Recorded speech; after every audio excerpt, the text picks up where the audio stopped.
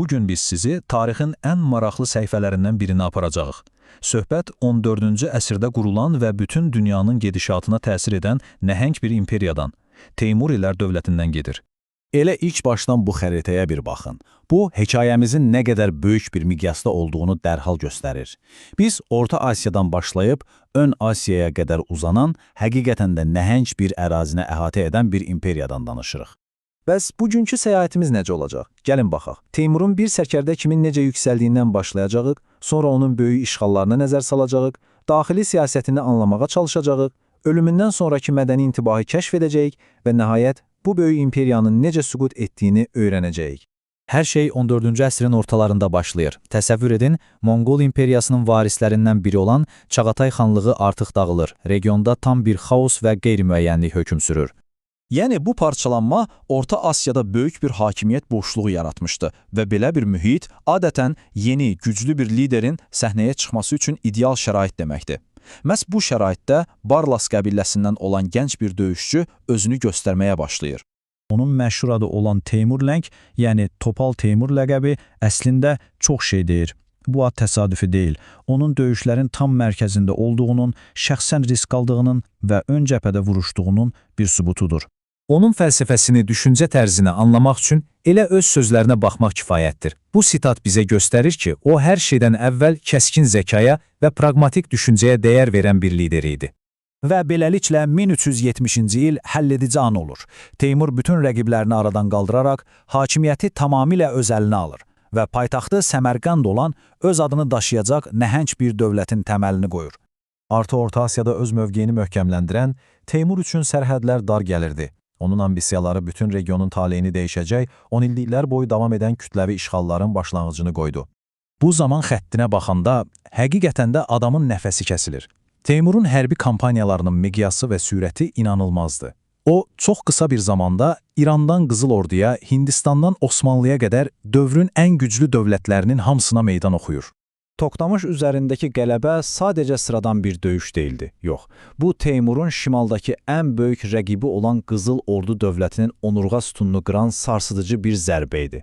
Və gəldik Ankara döyüşünə. Bu cədvəl münaqişənin səbəb və nəticələrini aydın şəkildə göstərir.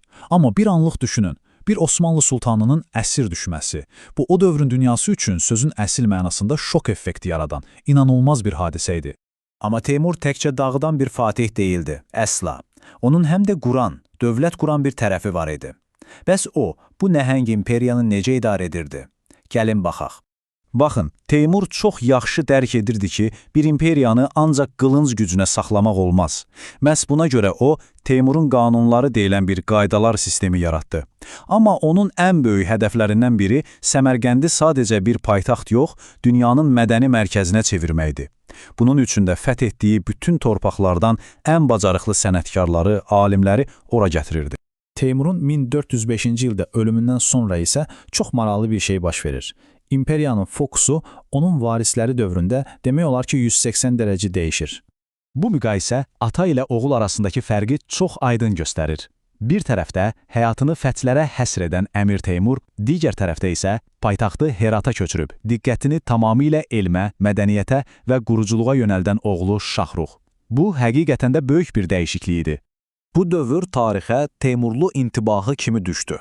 Şaruxun hakimiyyəti ilə Herat və Səmərqənd sözün əsl mənasında dünyanın ən parlaq mədəniyyət mərkəzlərinə çevrildi. Elmdə, incəsənətdə inanılmaz irəliləyişlər oldu. Bu, imperiyanın özündən belə daha uzun yaşayan bir miras idi.